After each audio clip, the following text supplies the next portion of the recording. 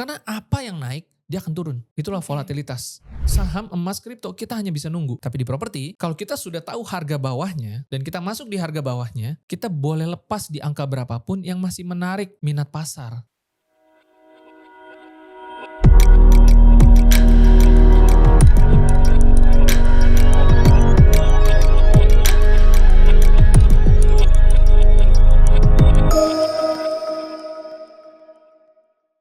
Halo sahabat Bangun Indonesia, saya Andrea Henrietta dan di episode Bangun Indonesia kali ini saya akan membahas topik yang lebih menarik lagi karena ini juga saya sebenarnya penasaran.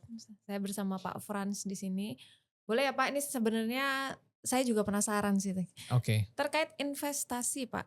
Mhm. Investasi saat ini kan cabangnya banyak. Ya. Ada gold, terus ada kripto, ada saham. Tapi kaitannya dengan properti nggak sedikit juga orang berinvestasi di properti atau kalau saya sering dengar itu istilahnya properti reksa ya Pak, Iya. betul ya? Mhm. Nah kalau dari kacamata Bapak sendiri, yang paling berpeluang itu yang mana Pak? Oke, ini kita langsung pertanyaan yang sulit ya. Tapi nggak apa-apa. Jadi teman-teman kita mau bahas dulu mungkin tentang yang saat ini lagi happening. Iya, Yaitu dalam 2 hari terakhir, kalau nggak salah hari 3 hari lah. Ada gejolak besar di bursa saham Indonesia, iya betul, betul. IHSG. Saya dengar juga 2 itu. hari berturut-turut kena penurunan yang sangat tajam ya. Iya, Dan itu salah satu faktornya karena ada aturan dalam tanda kutip aturan baru lah. Mungkin teman-teman udah tahu tentang MSCI yang kita nggak akan bahas apa itu MSCI di sini. Tapi yang saya lihat justru ini menunjukkan betapa potensi resikonya itu kita harus teman-teman harus lihat ya. Ini membuktikan sesuatu. Apa yang dibuktikan?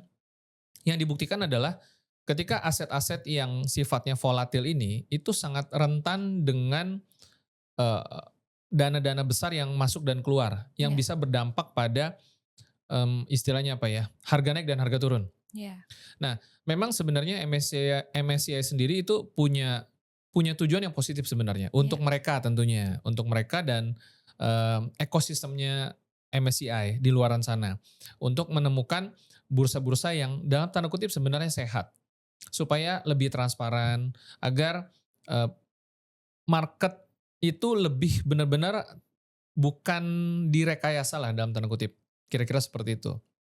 Nah, di Indonesia sendiri kalau kita lihat kan sebenarnya banyak istilah saham gorengan ya. iya. Itu udah rahasia umum lah. Saham gorengan tuh apa? Jual gorengan terus disahamkan kah? Apa gimana? Saya penasaran. Jadi saham gorengan itu sebenarnya adalah saham yang dikenalnya istilahnya di pom-pom. Jadi mungkin secara fundamental bisnisnya atau perusahaannya itu mungkin nggak yang sebagus itu. Karena kan gini, ketika orang beli saham atau investasi di saham, sebenarnya dia sedang berinvestasi pada suatu perusahaan, pada suatu lini bisnis, ya kan? Jadi yang dilihat pertama-tama sebenarnya saham itu kan fundamentalnya. Ya. Apakah bisnis ini terproyeksi bagus? Laporan keuangannya, keuntungannya, dan lain sebagainya. Atau proyeksi ke depannya gitu ya. Dan real nggak sih bisnisnya atau perusahaannya? Itu semua bagian dari fundamental. Nah, tapi ketika sudah masuk ke dalam chart, candle, dan lain sebagainya, lalu kita lihat adanya pergerakan harga. Nah, seringkali market-market retail yang kita kenal dengan trader, meskipun ada trader yang amatir, profesional, yang baru masuk, FOMO, dan lain sebagainya, itu kan mereka kan melihat harga. Kita sebutnya dengan analisa teknikal. Nah, maka ketika pergerakan itu terjadi, seringkali mereka menggunakan momentum, kayak kayak orang yang sedang berselancar di pantai lah. Dia berselancar untuk nunggu ombaknya. Nah, karena apa? Karena dia mau take profit. Karena trader-trader ini sebenarnya memang orientasi berbeda dengan investor yang pegangnya cukup cukup lama ya, misalkan 3 tahun, 5 tahun, bahkan ada yang lebih gitu. Atau yang memang mereka mencari perusahaan-perusahaan yang dividennya cukup baik dari laporan keuangan sehat. Balik lagi, saham gorengan ini berarti perusahaan-perusahaan yang sebenarnya tidak sesehat itu atau bahkan di apa istilahnya ya, memang pesanan lah, kira-kira seperti itu, Oke. ya kan. Nah, balik lagi tujuannya apa, berarti kan ada kepentingan di sana. Ya. Nah, detailnya nanti teman-teman bisa cari, cuman secara prinsip MSCI ini berusaha agar mau masuknya ke portofolio saham-saham yang memang punya kriteria yang dalam tanda kutip sehat, ya kan. Cuma kalau saya pribadi melihatnya justru ini menunjukkan bahwa instrumen investasi yang digerakkan oleh dana-dana besar, ketika masuk banyak, dia harga naik. Mhm. Ketika keluar banyak, dia harga turun, ya kan? Dan itu tentunya berdampak pada para investor yang tentunya retail terutama, baik yang trader maupun yang investor yang baru mulai masuk, ya kan? Biasanya kan orang kan takut ya, Iya, ketika termasuk harganya saya. turunnya minus 10% dalam sehari misalkan, wah Iya. ini ada apa nih ada apa nih? Apalagi kemarin 2 hari berturut-turut, saya ada teman yang, eee, cerita, wah lagi pusing nih, bursa kena halt, jadi kena freeze lah gitu ya, dia nggak Mhm. bisa transaksi dan lain sebagainya. Dia nggak sempet cut loss, atau bahkan yang udah terlanjur panik dia cut loss, jadi kerugiannya cukup banyak, ya kan? Dan ujung-ujungnya dampaknya juga jadinya nggak baik sih sebenarnya. Mhm. Nggak baiknya kira-kira gini, kan balik lagi nih saham, kalau kita bicara saham tujuannya sebenarnya ketika awal, pertama kali ada mekanisme saham itu, kan suatu perusahaan yang ingin berkembang diharapkan dibantu oleh permodalan publik, Iya. ya kan? Nah, jadi pada prinsipnya saham itu bagus sekali untuk ekonomi sebenarnya. Tapi seiring berjalannya waktu, karena mekanisme pasar itu sudah ketahuan polanya, bahkan kita kenal dengan analisa teknikal, kapan waktunya turun, kapan waktunya naik, ada pola-polanya seperti itu. Nah, maka kemudian kan manusia pintar ya, Iya. sehingga wah saya bisa dapetin momentum, saya bisa menggunakan celah waktu yang ini kayaknya waktu lagi naik. Oh ini waktunya waktunya udah waktunya turun nih, ya kan? Berarti saya harus keluar, saya harus take profit dan lain sebagainya. Lah lama kelamaan trennya di zaman sekarang itu adalah orang melihat, oh kalau gitu nilainya jadi bergeser.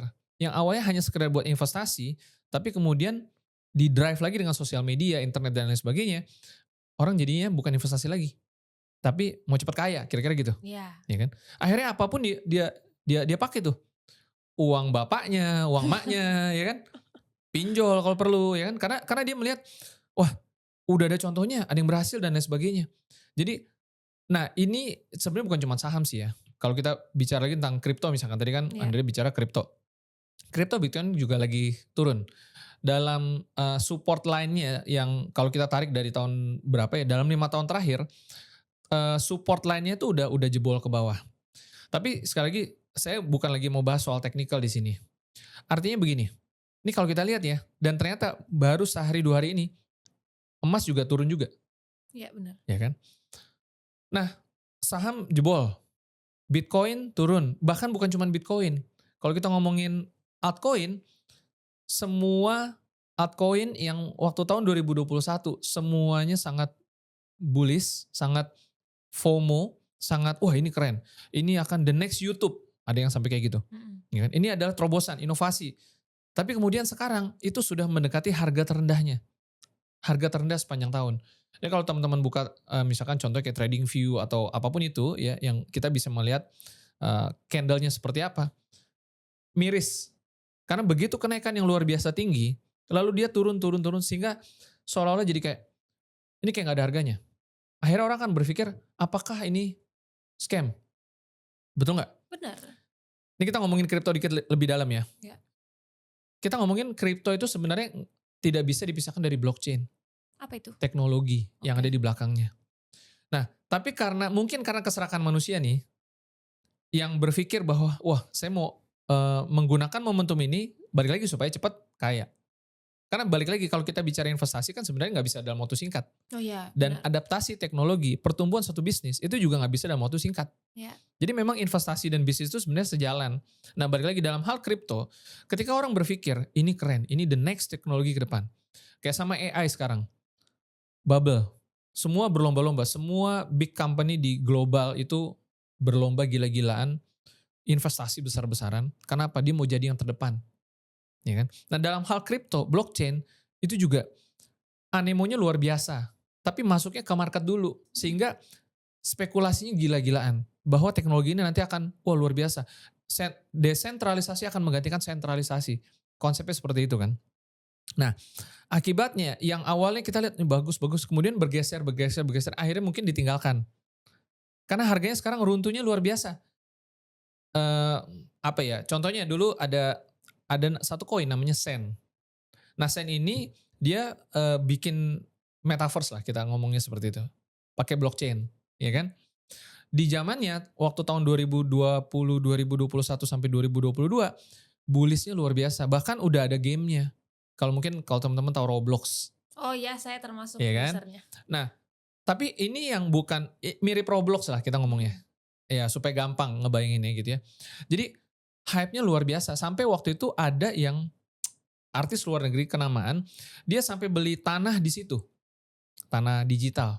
Jadi begitu hype-nya waktu itu juga zamannya NFT itu kalau nggak salah singkatannya non fungible token ya. Ya, Intinya token yang spesial yang biasa dipakai buat ID dulu siapa namanya ya? Sempet tren tuh. ya, Gojali atau siapa ya? ya, tahu cuma Iya lupa kan pernah namanya. kan? Saya tahu, tahu, tahu. Jadi memes. Wah itu mahal banget. Nggak tahu sekarang nasibnya gimana, penasaran juga pengen tahu ya. Yang mau ngejual foto Betul, ininya ya. foto dia dijadiin NFT. Oh iya, tahu, tahu, Sampai tahu. orang luar banyak banget beli. Saya juga heran apa fungsinya gitu kan. Iya. Nah, jadi poinnya teman-teman, ini spekulasi gila-gilaan. Jadi instrumen-instrumen investasi yang awalnya mungkin kita lihat bagus, saham bagus gitu ya. Tapi dengan mekanisme pasar, para spekulan ini sebenarnya bisa pakai. Orang-orang yang suka ngegoreng bisa masuk. Akibatnya apa? Akibatnya industri itu bisa jadi rusak. Nah, saya juga banyak dengar YouTuber-YouTuber di Indonesia yang cerita, eee, "Ini nggak bener nih, ini nggak bisa nih kayak gini nih." Ya kan, karena ini akan merusak gitu. Ya pada akhirnya kita jadi kena dampak. Balik lagi kalau misalkan kita contoh ke saham gitu ya, ketika banyak saham-saham gorengan di Indonesia, kemudian terkoreksi karena MSCI juga punya pandangan sendiri, itu akhirnya kita kena batunya gitu loh. Ya kan, efeknya kena. Nah, satu lagi terakhir kita ngomongin emas. Emas turun lumayan dalam 1-2 hari terakhir. Iya, itu cukup bikin saya nyesek karena saya pengantin baru dan maharnya emas. Nah, ya kan. Jadi buat teman-teman yang kemudian akhirnya dia masuk ke emas karena kemarin kan banyak tuh apakah sekarang masih waktunya beli emas dan sebagainya. Selalu beritanya tuh pasti kayak gitu. Maksudnya ketika lagi tren naik, berita juga bermunculan. Ya. Nah, nggak sedikit orang yang kemudian juga akhirnya beli berbondong-bondong ya kan. Tapi kemudian ketika dia wah gila harga turun nih. Nah, bisa jadi sebagian itu juga akan panik lalu dia jual, ya kan? Nah, akibatnya sekarang saya nggak tahu ya. Apakah mulai muncul krisis kepercayaan akan investasi? Jadi kalau kita mau investasi nih, buat orang yang memang benar-benar mau investasi, akhirnya kita jadi berpikir, investasi itu masih visible nggak sih? Masih realistis nggak sih? Belum lagi di Indonesia ada banyak kasus, ya kan? Yang memojokkan dunia investasi. Mm-mm. Yang belakangan ini kalau kita buka YouTube, buka berita, itu rame juga. Ya, Di dunia kripto, lalu di dunia ada ya satu lagi saham, tuh kripto peer to peer semuanya. atau apa tuh ya, yang lagi rame juga gitu ya. Nah itu kan kita jadi miris nih, ya kan? Eh, Kalau kita punya uang, kalau kita udah kerja, lalu kita udah mulai punya penghasilan, lalu kita pengen berinvestasi, kita jadi ngebayangin, apakah investasi ini sebenarnya sesuatu yang ilusi? Tapi sebenarnya gini Pak, Hmm, kan emas harganya turun. ya. Untuk mereka yang baru-baru mau invest malah enak nggak sih? Kan harganya murah. Apa gimana itu berarti? Eh, betul, cuman gini, dalam instrumen yang volatil, yang dia bisa naik, dia bisa turun, ketika penurunan itu sedang tajam, ketika naik biasa orang FOMO.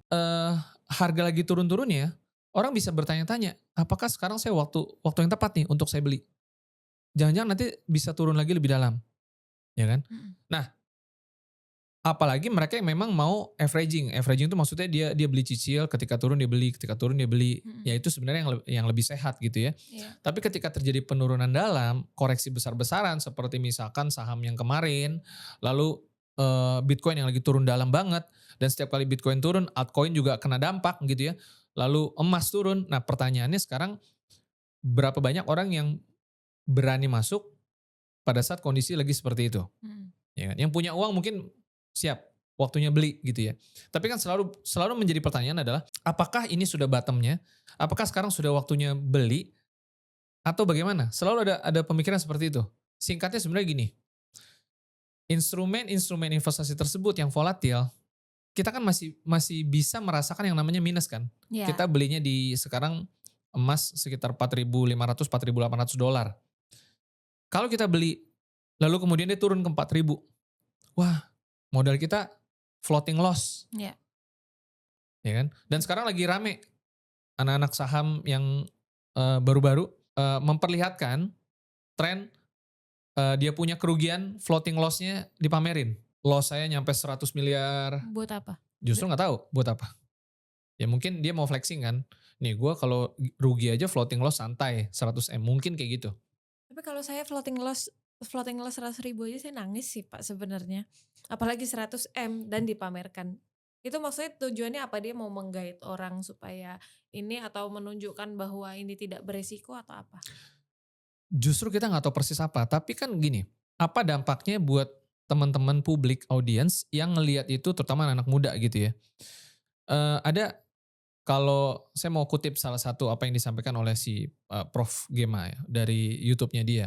Secara prinsip dia juga khawatir apa sih dampaknya terhadap anak muda ketika terpapar oleh konten-konten yang arahnya nggak jelas, Hmm. ya kan? Sehingga nanti balik lagi nih, bisa ada efek negatif dari anak-anak muda itu ataupun industrinya malah jadinya nggak bagus. Karena kalau kita nggak ngejagain industri ini yang sebenarnya industrinya bagus, sehat gitu ya.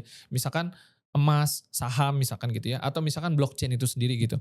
Nah, lama-lama kan akhirnya setelah dirusak oleh kita sendiri, yang harusnya bagus, yang harusnya punya manfaat, jadinya nggak dipercaya. Kepercayaan itu menurun. Nah, cuman yang saya mau tekankan sebenarnya sekarang ketika instrumen-instrumen investasi yang kebanyakan tadi saham, kripto, Bitcoin ya, lalu emas lagi turun-turunnya, kita jadi bingung mau pegang apa nih. Kalau misalkan saya punya uang lalu saya mau dapetin yang namanya return dalam waktu misalkan setahun, 3 tahun, gimana caranya saya masih bisa percaya nggak? Sebenarnya saya pribadi merasa justru khawatir ya dengan tekanan kondisi global yang akhirnya membuat pasar kita pada turun semua instrumen, jangan-jangan terjadi krisis kepercayaan terhadap investasi. Nah, ini malah lebih berbahaya lagi. Ya dong, orang jadi tahan uang, Oh orang iya. jadi nggak mau investasi. Karena berpikirnya buruk, berpikirnya oh semua investasi scam. Ini bahaya sekali kalau bisa kemudian orang berpikir seperti itu. Tapi itu karena inflasi atau apa Pak? Pada dasarnya ya, kan balik lagi nih. Sekarang gini, kalau kita ngomongin ya saham, Bitcoin sama emas gitu ya. Ketika harganya naik tajam, ini emas dia ngomong, emas yang terakhir. Kan emas dari 2025 itu harganya meroket naik terus. Nah, ketika harganya meroket naik terus, kemudian sampai satu titik dihantam turun, ya kan? Berarti kan ada dampak kerugian mereka yang beli karena FOMO, meskipun itu salah mereka sendiri. Iya. Kalau orang investasi karena FOMO sebenarnya ya salah tuh, gitu ya. Cuman balik lagi, ini kan rentetannya kejadiannya itu dalam seminggu terakhir itu beruntutan. Boleh dicek di market. Saham hancur Indonesia, IHSG. Ya kan meskipun memang disebutnya defect. Defect itu karena ya adanya tekanan luar dalam regulasi baru yang menyebabkan terjadinya adjustment. Di sisi lain orang yang memang punya uang banyak mungkin memanfaatkan kesempatan untuk waktunya beli misalkan, ya kan. Tapi dampak yang terjadi ketika kan kemarin IHSG tembus 9 ribuan Ya. menuju 10.000 gitu ya. Tapi kemudian ketahan sampai di 7 ribuan, sempat 7.200 kalau nggak salah. Bahkan saham-saham blue chip perbankan itu dari yang saya nggak sebut lah ya. Ada yang tadinya all time high-nya di sekitar 10.000, lalu turun jauh sampai ke bawah 8.000, 8 ribuan ya. Nah, atau bahkan 7 ribuan, saya agak lupa. Artinya kan gini, krisis kepercayaan itu sekarang menjadi topik, ya kan? Balik lagi nih, kalau saya pribadi jangan sampai pada akhirnya dunia investasi itu rusak gara-gara ini mungkin agak sedikit konspiratif gitu ya. Semua instrumen yang volatil bisa direkayasa dalam tanda kutip kalau pendanaannya kuat, pendanaan besar. Ya ini jadi masuk ke teori konspirasi gitu ya. Jangan-jangan memang di setup. Kenapa? Karena kebetulan banget saham drop parah, Bitcoin, kripto drop juga Iya. dalam kurun waktu hari yang berdekatan, dan gold juga kemarin juga drop juga. Kok bisa? Iya kan? Iya. Nah, ya apapun itu teorinya, Sekarang pertanyaannya satu, simple. Nah ini kita masuk ke yang tadi Anda bahas di awal ya, tentang properti reksa. Ada nggak sih sebenarnya instrumen investasi yang lebih lebih jujur, lebih terbuka, lebih transparan, tidak digerakkan oleh Sistem. segelintir orang, ya kan? Oleh sentimen-sentimen tertentu, sehingga investor itu bisa benar-benar mengukur resiko, menghitung bagaimana supaya saya bisa profit. Nah itu yang kita mau coba bahas juga di kesempatan ini, tentang properti reksa. Hmm. Nah, properti reksa ini kan berarti properti yang digunakan untuk berinvestasi ya Pak? Iya, Nah, kalau tadi kan sempat bahas saham, iya. kripto, gold, itu kan ada possibility anjlok entah itu mungkin terkait sistem atau inflasi atau apa. Nah, kalau properti reksa ini apakah resikonya juga setinggi produk-produk investasi yang lain, Pak? Karena kan seperti yang kita tahu ya dan beberapa kali disinggung sama orang, properti ini nggak mungkin uang kecil, properti ini nggak mungkin uang kecil. Nah, kalau dari sudut pandang Bapak sebagai orang yang cukup ahli di bidang properti itu gimana? Oke, properti reksa ini teman-teman sebenarnya inovasi ya, inovasi di bidang keuangan. Dan kita buat ini juga dalam bentuk aplikasi juga. Tujuannya sebenarnya kenapa bisa ada lahir properti reksa? Untuk membuat investasi properti itu menjadi lebih terjangkau. Karena kita mulai dari yang reksa 002 ini dari 12 juta rupiah per lot. Jadi semua orang bisa masuk. Semua orang bisa masuk gitu ya. Nah, kita sekarang mau lihat properti ini. Kan properti reksa ini adalah investasi yang masuk ke dalam properti dan secara spesifik CC gitu. Ya. Jadi aset CC properti yang kita buat agar orang-orang bisa masuk secara lot. Artinya satu aset gitu ya, kita pecah ke dalam beberapa fragmen kepemilikan lah.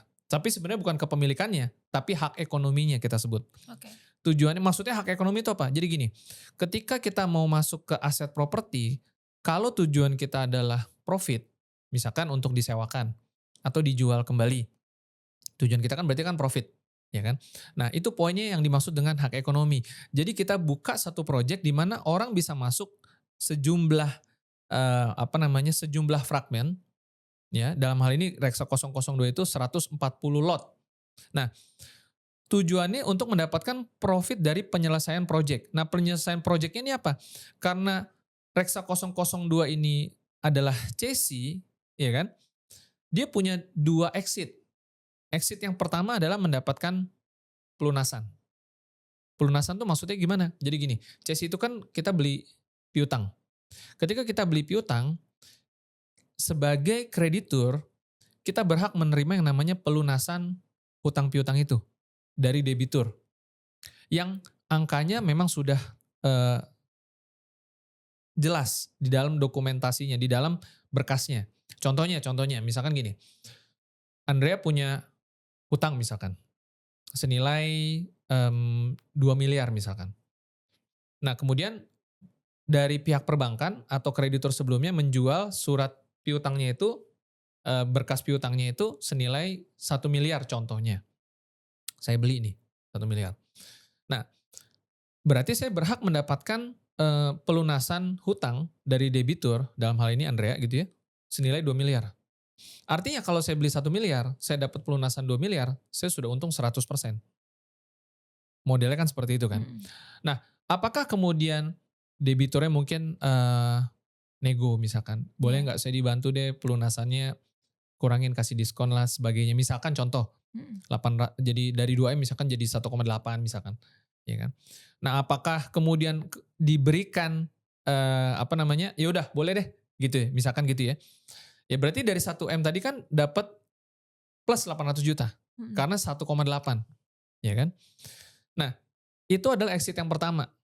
Exit yang kedua adalah kalau memang ternyata tidak tidak deal atau memang tidak bisa dilunasi karena satu dan lain hal, maka kita akan menghitung valuasi asetnya.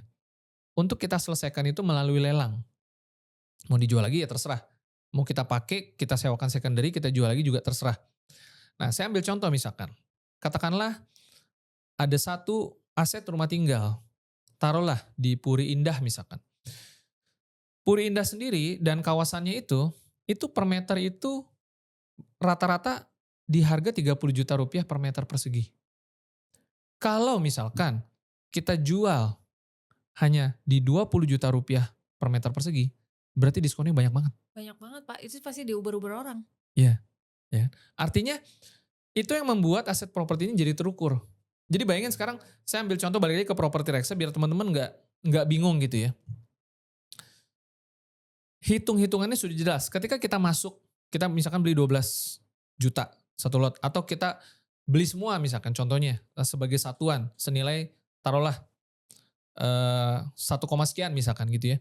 Lalu buletin deh, ini ambil contohnya misalkan kita beli 1 M kayak tadi, kita jual di 2 M, padahal harga pasarnya itu 3,5 M.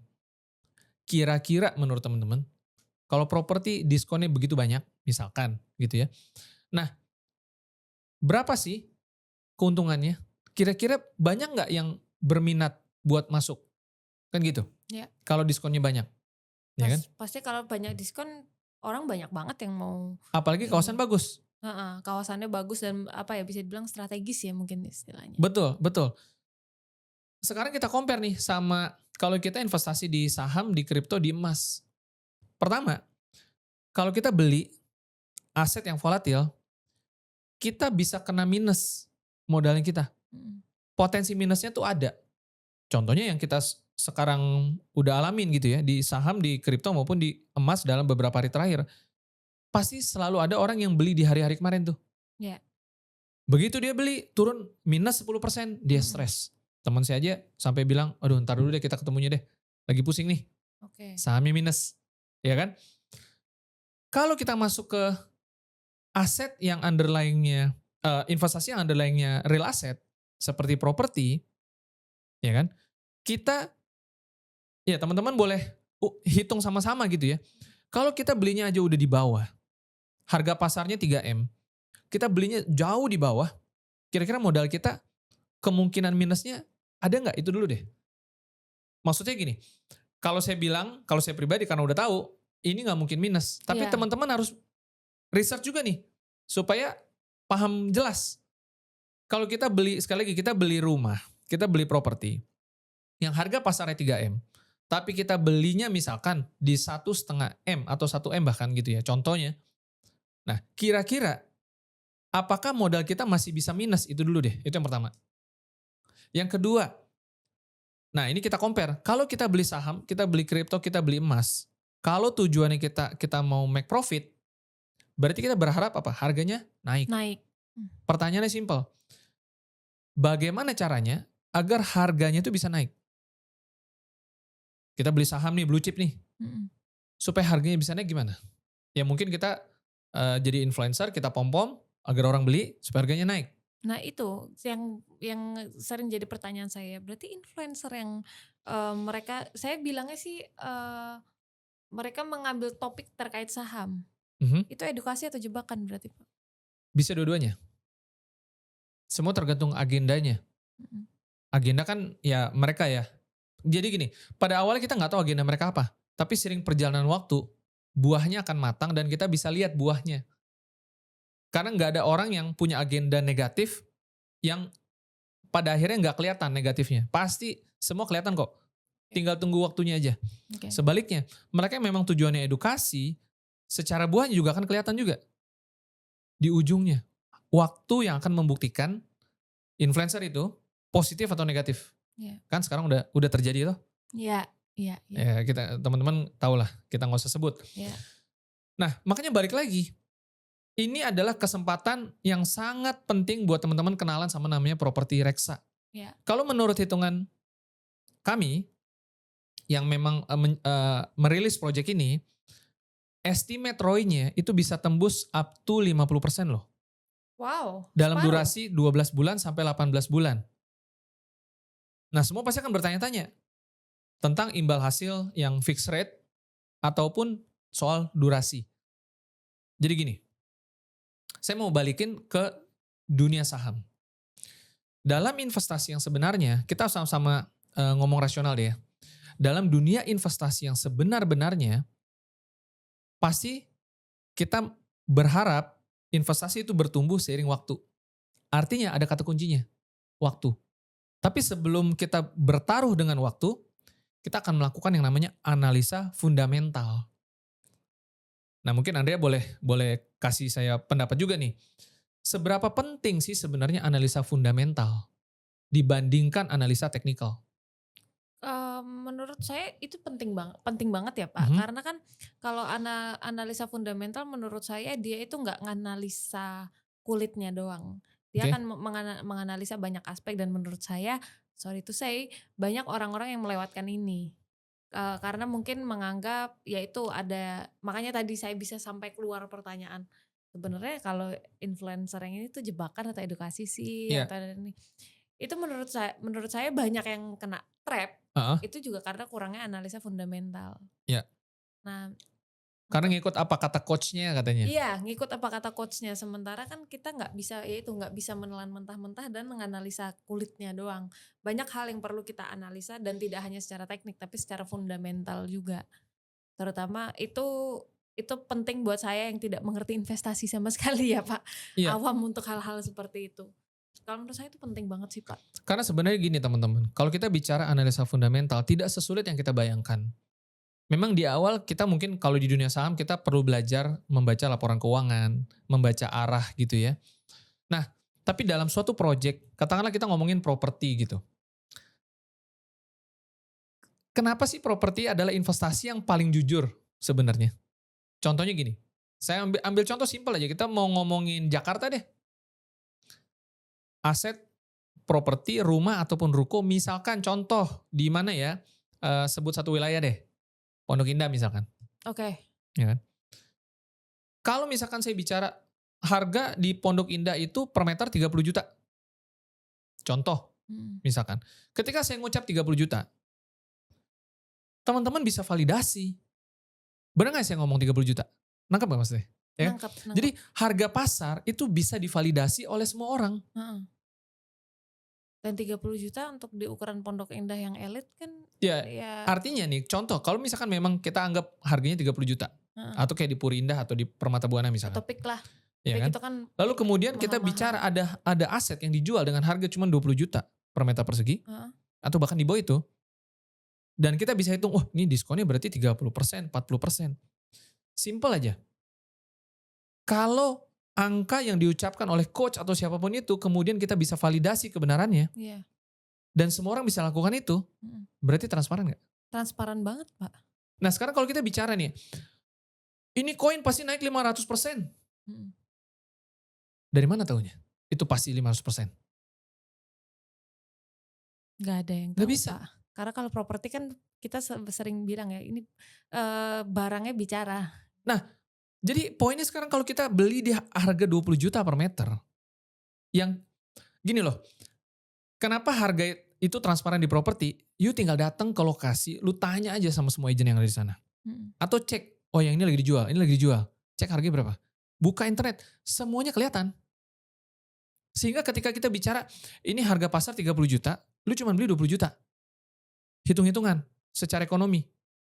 Ini masuk nggak? Kalau nanti buat sewa, yieldnya jadi berapa? Kalau nanti buat jual, nanti gimana? Atau ketika kita pakai dengan diskon 30-40%, kita masih bisa dapat buffer untuk anggaran renovasi. Wah ini menguntungkan misalkan. Ya, Jadi ketika ada statement ini menguntungkan, di dunia properti itu transparan dan jujur. iya. Kenapa? Karena harganya nggak berubah. Harga pasar itu di properti, supply dan demand, nggak ada satupun bandar, bahkan nggak ada istilah bandar kita. Bandar ataupun market maker itu di dunia instrumen yang investasinya volatil udah pasti ada bandar. Kenapa? Karena harganya bergerak berdasarkan uang masuk uang keluar. Di Iya, dunia properti itu nggak ada, nggak ada istilah naik turun berarti ya? nggak ada. Naik terus. Mungkin dia bisa turun tapi sifatnya sangat stabil. Nah, tapi ini deh, Pak, eee, properti reksa ini kan sebenarnya sudah ada dari zaman Oh oke. kapan sebenarnya Jadi gini, ya? properti reksa itu sebenarnya adalah merek yang kita create. Heeh, Udah didaftarkan juga kebetulan heeh. properti reksa gitu ya. Karena apa? Karena tujuannya Agent Properti Indonesia ingin agar properti itu terjangkau oleh semua orang. Oke. Karena balik lagi, properti itu seperti tadi Andrea bilang atau teman-teman Gen Z bilang, sangat menakutkan karena harganya tinggi. Mm. Nggak bisa dicicil. Gue belum bisa beli rumah sekarang. Tapi kalau kita bicara 12 juta satu lot, Mm-mm. orang jadi mampu, orang jadi sanggup.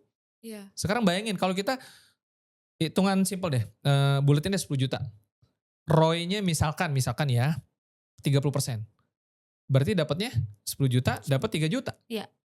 Gede loh. Lumayan banget. Mau dapat di mana ROI 30%? Lumayan banget. Ya kan? Nah, dan gini, kalau kita sekarang udah masuk ke bicaranya imbal hasil, fixed rate ataupun tidak, sekali lagi nih, kalau Anda beli saham blue chip seperti apapun, Anda beli Bitcoin dalam kondisi seperti apapun, pertanyaannya simple. Kalau Anda mau dapat plus 30%, bagaimana caranya? Itu dulu dijawab. Kalau saya sih karena tidak familiar dengan dunia tersebut sih, saya tidak tahu ya Pak. Tapi kan Nunggu harganya naik kan? nunggu harga naik itu, dan itu tergantung sama sistem nggak sih Pak? Betul, sistem itu berarti kan mekanisme pasar. Iya. Artinya kita tidak pernah tahu persis kapan dia akan naik. Ya. Ada banyak saham yang udah stagnan begitu aja. Kripto-kripto yang tadinya tinggi luar biasa, ya nggak enak lah saya sebut nama-nama koinnya ya kan. Adalah. Seperti itu.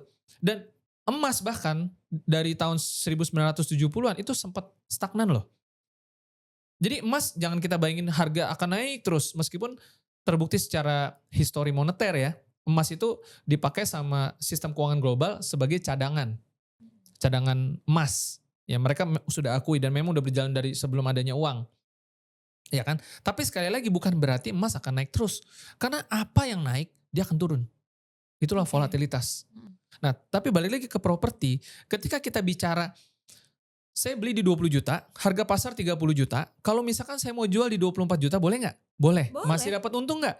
Masih. Nah sekarang teman-teman yang perlu jawab, kalau ada perumahan elit, lokasi strategis, sudah dikenal oleh publik, ya kan?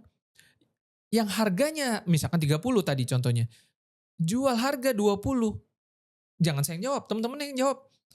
Kira-kira kalau kita jual dengan harga yang murah nih, misalkan di berapa? Di 24, 25 misalkan. Seberapa chance-nya orang rame ambil? Tinggi apa kecil? Potensi success rate-nya gitu loh. Kemungkinan terjual tinggi nggak kalau harganya masih murah? Tinggi. Itu dia jawabannya. Jadi kita harus compare gini loh. Saya beli saham, saya beli kripto, saya beli emas.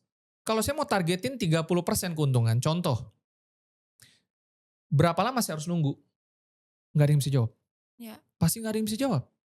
Bagaimana caranya agar itu bisa naik? Ya 20% deh. Kita hanya bisa nunggu. Saham, emas, kripto, kita hanya bisa nunggu.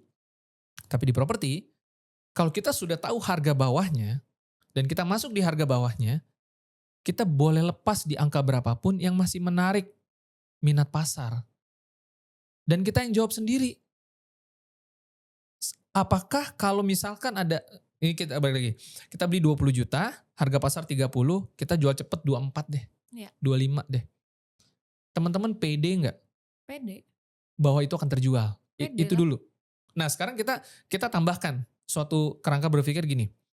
Pak ini kondisi depan mata katanya lagi mau perang, bentar lagi dunia perang ketiga katanya. Ya kan? Katanya. Ya kan? Jadi nanti gimana nih properti dan lain sebagainya. Oke. Kita lokalisir dulu ya. Kita lihat situasi kita, nggak usah jauh-jauh deh. Kita ngeliatnya di seberang lautan gitu ya. Kita lihat yang depan mata deh. Yang teman-teman dalam radius 10 km coba perhatikan, masih ada nggak bisnis yang baru muncul di lokasi tempat tinggal teman-teman semua? Yang baru buka. Kalau Andrea ngelihat 10 km dari rumah tinggal, masih ada nggak yang baru buka? Banyak. Banyak tuh. Nih, di Kosambi baru ada rumah, tadinya itu kayak minimarket. Tapi nggak punya plang, toko kelontong lah gitu. Ya, warung Madura. Iya. Nah, kemudian udah apakah dijual atau disewakan saya nggak tahu. Yang pasti udah kemudian dia tutup, direnovasi ulang, berubah menjadi minimarket modern. Dan sekarang rame. Ya.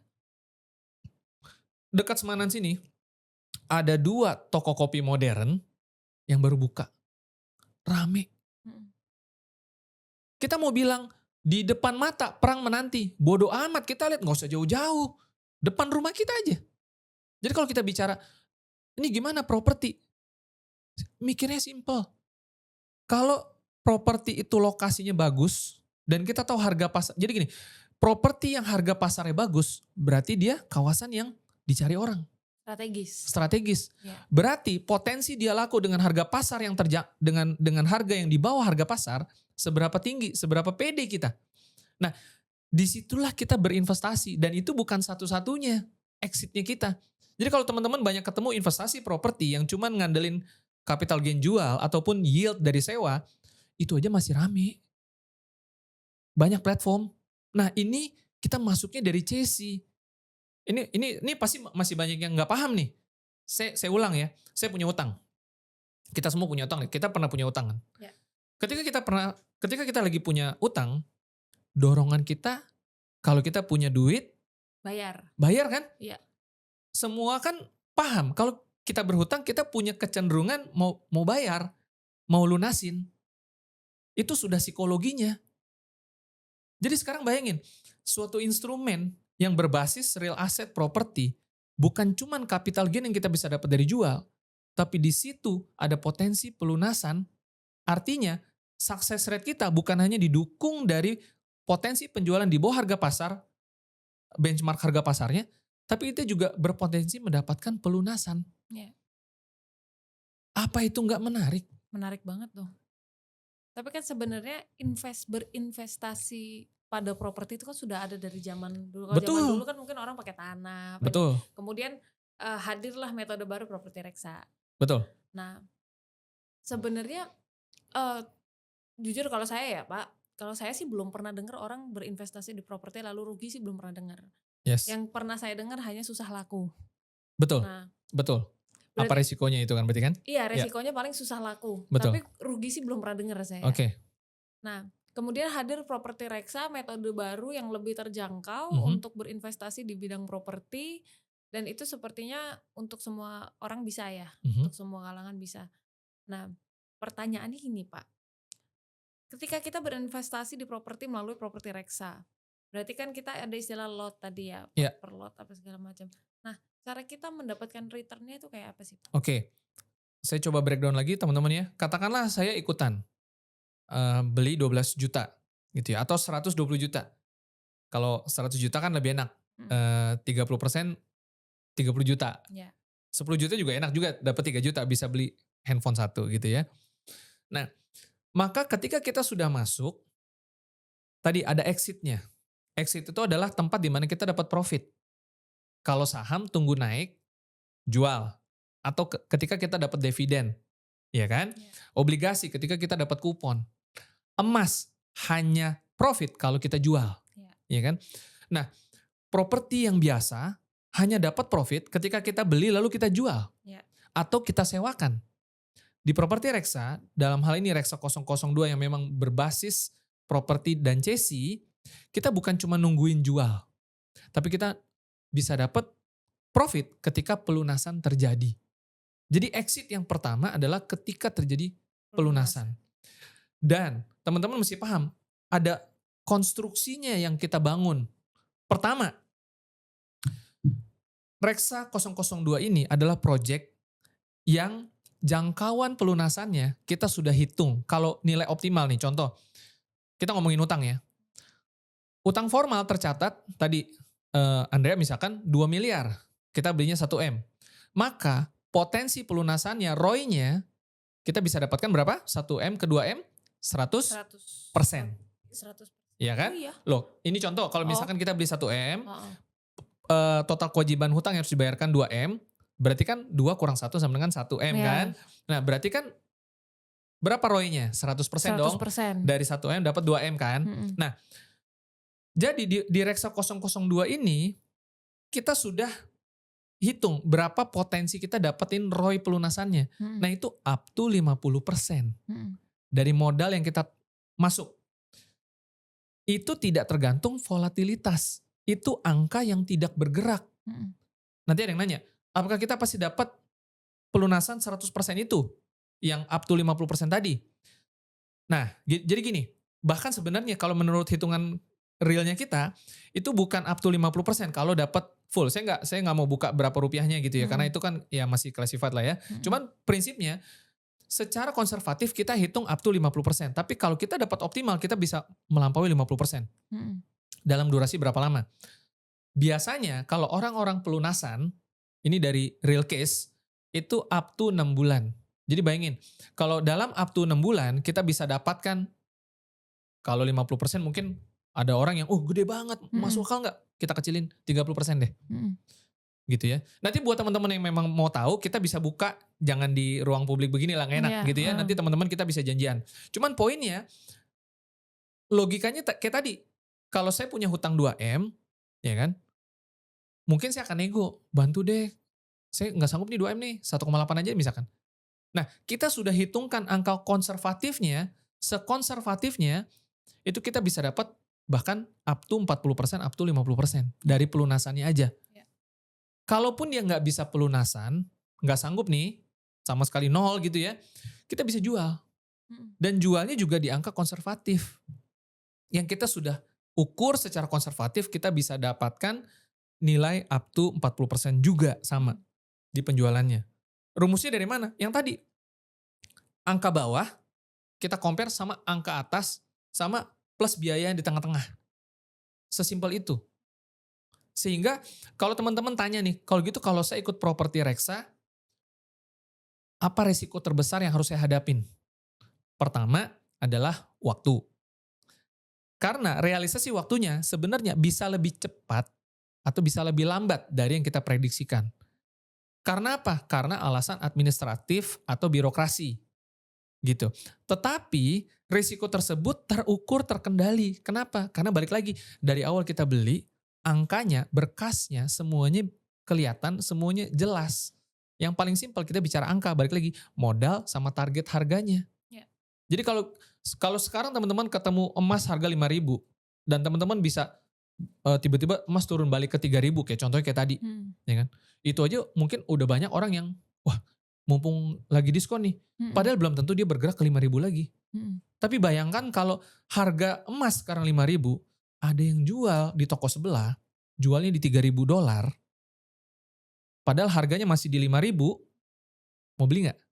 Oh pasti mau beli, kenapa? Mau, Karena dia tahu harga pasarnya 5.000, iya, ya kan? dan itu kan tidak fluktuatif ya? Nah, jadi itu contohnya. Jadi kalau emas harga nggak fluktuatif, harga real pasarnya 5.000, ada toko yang lagi diskon, dia jualnya 3.000, Anda pasti beli. Beli? Kenapa? Karena tahu harga pasarnya 5.000. Iya. Properti itu seperti itu. Harga Oh, pasarnya 5.000, lu orang beli 3.000. berarti lebih sebenarnya lebih lebih untuk safety-nya, untuk rasa amannya properti ya sebenarnya. Loh iya, karena balik lagi nih, ini yang teman-teman garis bawahi ya. Kalau aset yang naik turun aja dengan resiko yang seperti itu, resiko pertama harga bisa minus, kalau beli kripto bahkan Anda ada potensi bisa rungkat. Iya, Bukan minus lagi, uang Anda rungkat, hilang loh, hilang. ya kan? Aset seperti itu aja banyak yang mau masuk, apalagi aset yang plus. Jelas.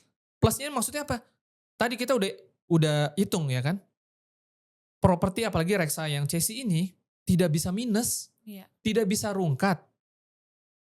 Dengan potensi up-nya itu jelas terukur. iya, paling musuhnya cuma waktu doang itu ya, Pak? Waktu. Nah sekarang tidak pernah saya ketemu CSI yang tidak selesai dalam waktu 2 tahun. Dalam case kami nggak pernah. Biasanya under rata-rata 12 bulan, 18 bulan itu sudah selesai. Dan sekali lagi, ini bukan cuman gimmick. Ketika kita kasih prospektus, kalau nanti teman-teman tertarik, kita kasih prospektus, Anda bisa pelajari sendiri, Mhm, masuk akal apa enggak. oke. Ketika kita bicara ini up to 40%, masuk akal atau enggak itu Bisa kelihatan. bisa dilihat sendiri ya, Pak, ya? Semen Betul. sementara kan kalau yang kayak gold dan lain-lainnya kita kan tidak ada nggak ada kayak prospektusnya atau apanya Iya, kan kita nggak bisa mau tahu iya. dari mana nih. Kita hanya berharap Iya, nanti bisa plus 500%. iya, kalau kata orang Jawa modal ngawang-ngawang. Betul, Modalnya dibayang-bayangin doang. betul, Mhm. betul. Kalau di properti kan jelas nih prospektus ada, terus barangnya ada jelas nih di sini kamu bisa lihat nih strategis atau enggak. Ya, Terus menurutmu udah dijual dengan harga segini oke enggak? betul, betul. Berat Jadi kita dalam melahirkan prospektus itu based on data di lapangan yang semua orang bahkan bisa cross check, bisa validasi. Oke. Jadi Berarti investasi di properti itu minim resiko ya Pak sebenarnya? minim kalau kita bisa baca datanya, kalau kita tahu belinya yang mana. Sekali Oke. lagi kalau properti itu sebenarnya nggak ada istilah mahal. Mhm. Mahal hanya buat mereka yang tidak tahu bagaimana memilih dan memilah properti mana yang murah. Mhm. Tapi kalau Anda tahu bagaimana memilah dan memilih properti yang murah, nggak pernah mahal toh. Iya. Dan Anda pasti untung. Mhm. Sekarang padel itu lagi buka di mana-mana loh. Iya. Ya kan orang bilang di depan kita lagi mau perang. Lah di sini udah ada 3 padel baru buka, Mhm. 4 malah, ya kan? Iya. Belum tentu untung, Mhm. belum tentu rame, tapi dia buka. Iya. Kopi-kopi baru buka, Iya, coffee shop minimarket itu. buka. Mhm. Bodoh amat mau perang di luaran sana, Yang iya kan? yang penting minimarket Loh, ada, ini di ada. dalam negeri kita nih baik-baik aja. Ya kita nggak ngomong kondisi yang bagaimana ya, cuman Iya. maksudnya bisnis akan terus berjalan. Mhm. Kita mau setakut apapun, kita tetap harus makan. Kita tetap harus kerja, ekonomi harus terus berputar, harapan harus terus ada. Iya. Dan itu realistisnya. Sehingga properti, kalau Anda pintar bisa memilih dan memilah properti yang murah, Anda pasti untung. Nggak ada minus, nggak ada rungkat. Gitu loh. Berarti saya bisa bilang dari semua cabang investasi yang paling aman ya properti ya Pak sebenarnya. Betul, real asset. Real asset. Paling safe, paling stabil. Iya dan kalau mungkin kalau anak usia saya akan bahas dari stabilnya ya Pak. Betul, betul. Dari stabilnya karena kan kita tahu barang ada, terus naik turunnya kayak apa, terus ada prospektusnya yang jelas kita Betul, nggak mungkin real by data ya Pak. Kita nggak buy ngawang-ngawang. betul, betul, betul. Oke, jadi untuk sahabat Bangun Indonesia, kalau kalian tertarik untuk investasi, kalian bisa pilih nih. Kita sudah menjelaskan banyak sekali cabang investasi yang menarik, baik untuk Gen Z atau mungkin untuk teman-teman dari kalangan apapun. Kalau tertarik investasi bisa nih, karena kan kita paham memang investasi sekarang penting banget ya. Penting, Kalau penting. untuk sekarang. Nah, jadi sekarang kita serahkan ke sahabat Bangun Indonesia. Kalian mau investasi? Kontak kita jangan lupa kalau emang tertarik lebih lanjut dengan properti Reksa Oh ya. iya, kalau tertarik dengan properti Reksa boleh loh ngobrol-ngobrol sama Pak Frans, nanti Ya, diarahin. Yang penting harus berinvestasi, jangan FOMO betul, betul. ya. Karena jujur saya termasuk kalangan FOMO itu Pak, jadi saya tersindir. Makasih Pak. Jadi habis ini Oke, saya juga mau berpikir ke sana sih, ke oke. arah sana. Oke teman-teman, oke sahabat Bangun Indonesia, terima kasih banyak sudah nyimak kita, sudah nonton kita. Jangan lupa nyalain lonceng, subscribe, like, share juga ke teman-teman. Semoga ilmunya bermanfaat buat sahabat Bangun Indonesia semuanya.